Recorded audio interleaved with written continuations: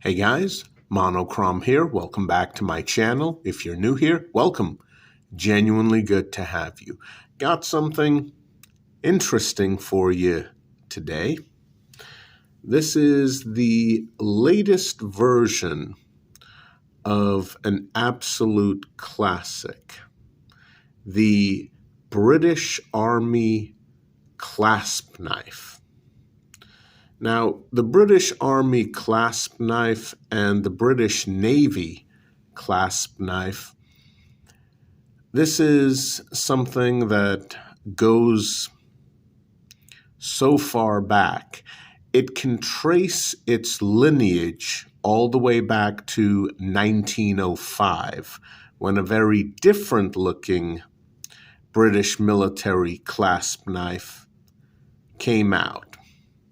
And the design has definitely evolved a considerable amount since 1905. But this is the latest version. And as you can see from the handle, sorry about the reflection, I can't do anything about that. Yep, that's a scratch right there. Oh well. This is a user. It says the genuine lock blade British Army knife made in Sheffield, England, stainless steel. And this is definitely stainless steel, although it is surprisingly lightweight. I mean, if I didn't genuinely know that this was stainless steel, I would swear that these handle scales were made out of aluminum instead. That's how lightweight it feels in the hand. So let's take a look at this very impressive old warhorse. Over here, you have a stationary, non-moving screwdriver. Yes, it is a bit shallow, but it doesn't fold, it doesn't move, and it is very useful. The thing is, when you open up the blade, look at that. Well, not my fingerprints on the blade. This is surprisingly shiny for a military issue knife.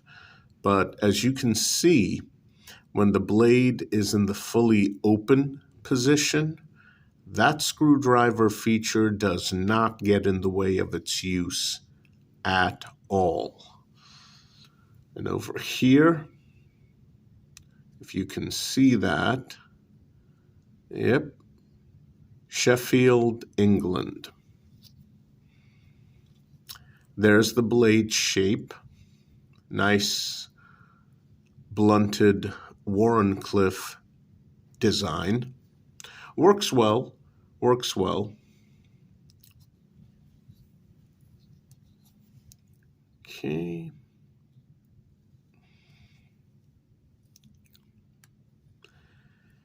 It does come with a lanyard bail, and it is made the right way. It is nice and stiff.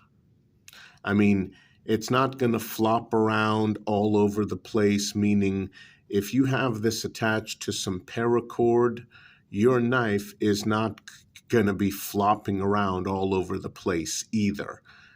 Good and stiff, as all lanyard bails should be. Again, stainless steel construction, pinned, as you can see. Yet it takes quite a bit of effort, actually, to move the lanyard bail. I prefer it in this position. Pinned construction. Now, it might look as though there's some corrosion around the pins. No, that's the lubricant that this company uses.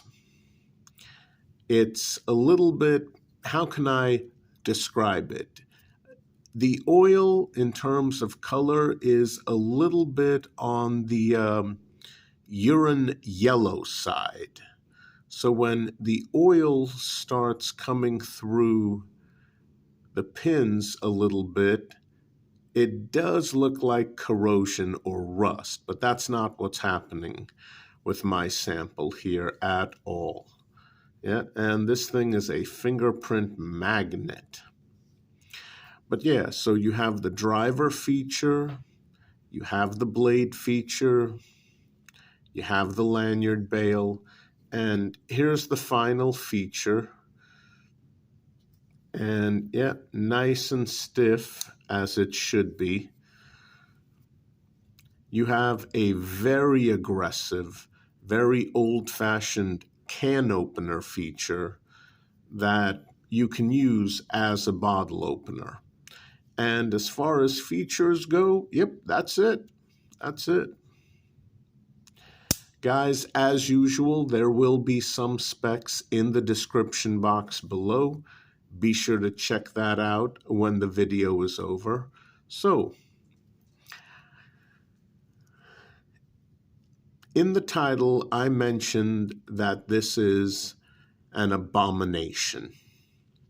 And I don't mean the design in general. This is a timeless, classic design that has worked for the British Empire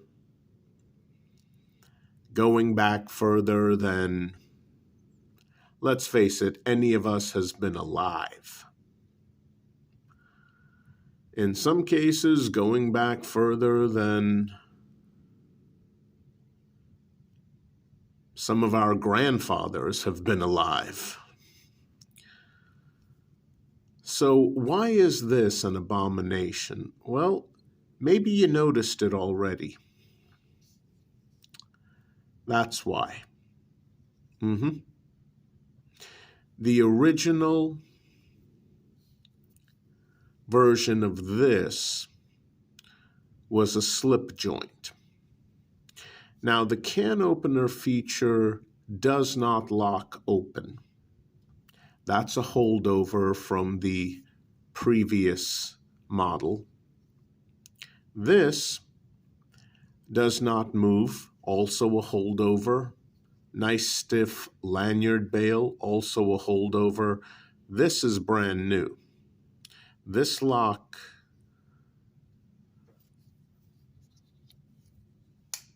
is for the main blade.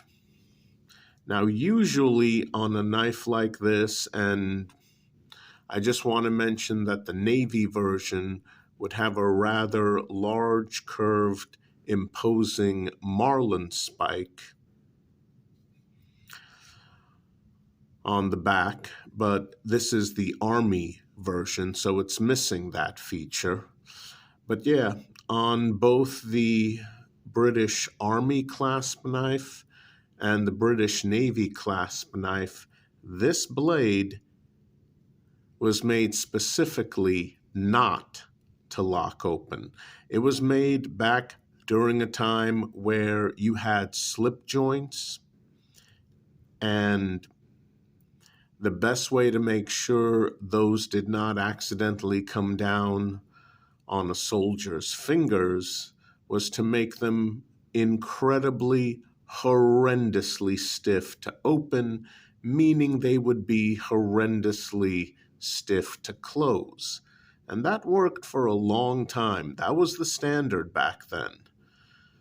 And yeah, things have changed, and there are a lot of people, ironically, or maybe not so ironically, in the UK, in Britain, and yes, I know there is a difference, who absolutely hate this current model. I mean, they hate it. The fact that I called it an abomination, some of them would say, well, you didn't go far enough. It's worse than that. And it has a lot to do with the mentality in that region of the world. Because unfortunately, In the UK, a locking folding knife, the fact that it has a lock is considered a weapon. And I really want to emphasize this. For anyone out there who still doesn't get it, no. A lock feature on a folding knife does not automatically make it a weapon. It's a safety feature. I mean, do you want a sharp blade coming down on your precious fingers? Now, realistically, if that happens, no, you are not going to lose a couple of fingers. They're not going to fall off. What's realistically going to happen is that you're going to suffer nerve damage in one or two of your fingers if the blade comes down on them, if it slams down on your fingers. And you might be thinking, well, okay, that's not too bad. No. See, here's the thing.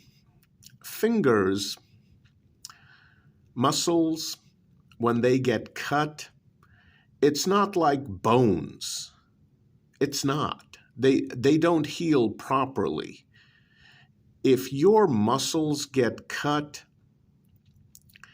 or if you suffer nerve damage, that's it. Doctors in 2024, when I'm making this video, they can't fix that. Muscles and nerves don't work like bones. They don't. I mean, you take a severe cut across the back of your hand from someone with a knife, yeah, doctors can patch up your hand so you don't bleed all over the place, but you might realistically lose the use of that hand. Like at most, all you can do is flap. I'm not joking. That's why I don't screw around with knives. Yes, I do have training in knife combatives, and as someone who does have training, I'm telling you they are a horrible choice for self-defense. And I mean, if you take a bad cut, if your muscles, tendons get cut, if your nerve endings get severed due to a knife, it's not like bones. You will have lifelong limitations, maybe severe ones, and issues. So if a slip joint knife, such as the previous model of this one that you're looking at here that had no locking mechanism, if this slammed down on your fingers, you would suffer nerve damage and you would not be able to use those fingers on that hand the way you could in the past. There would be limitations. That is a serious issue. A lock mechanism on a folding knife does not make it a weapon.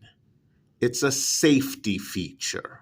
And unfortunately, in the UK, in Great Britain, there is this mentality of, oh, it has a lock. That makes it a weapon. No, it doesn't. And thankfully,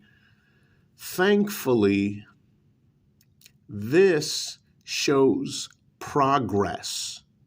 It shows progress. It shows that there are some people in high positions in that part of the world who finally get it, who finally understand. safety mechanism, not weapon. This was never designed to be used as a weapon. Never.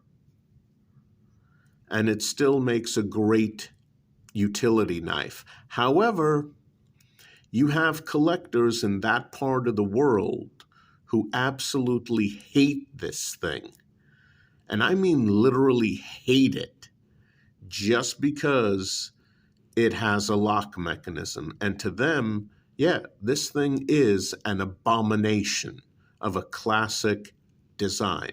They refuse to buy it. They refuse to put it in their collection, even though this is the latest official version right here. Yes, not joking. This is not some BS advertising that you see here. This is the real thing. But again, because of the mentality in that part of the world, yeah, this is seen as an abomination.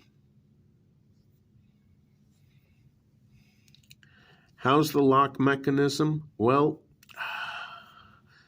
again, considering the part of the world we're talking about,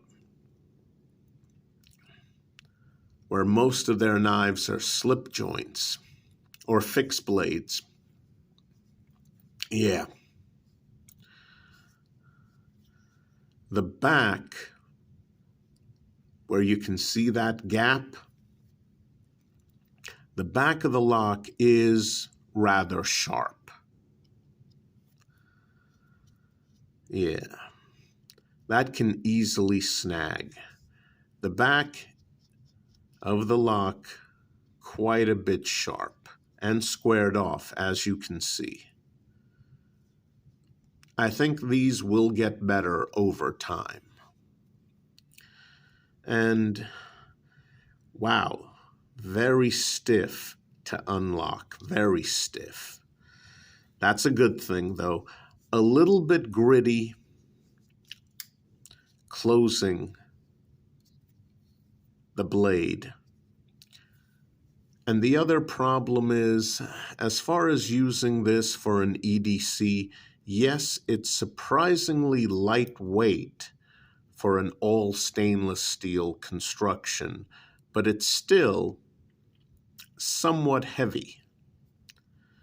And the way that blade sticks out from the body in the closed position, yeah, this is not exactly something most people will want to EDC.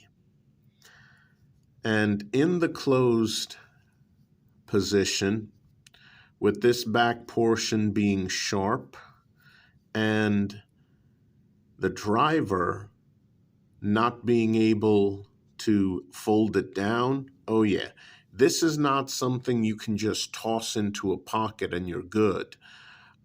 This knife right here and back here, this will eat your pocket lining. Absolutely.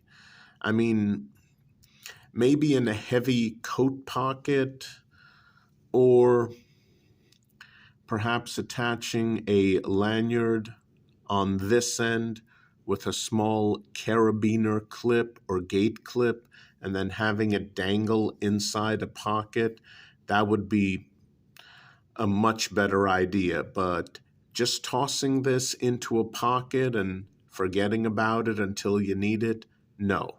The issue is the weight, and yeah, that's sharp, that's sharp. Absolutely, this will eat through your pocket lining. Plus, it's a limited amount of tools. Most Victorinox Swiss Army knives will be lighter and they'll have more features. That's the thing. Even though this is commonly referred to as a clasp knife or jackknife, you guys will find this in my multi-tool playlist because it's more than just a knife. But yeah, overall, for what it is, I do like it. And I don't consider it an abomination, but there are a lot of people out there, especially knife collectors. Yes, they do exist. Knife collectors in the UK, in Great Britain, who, yeah, they hate this thing.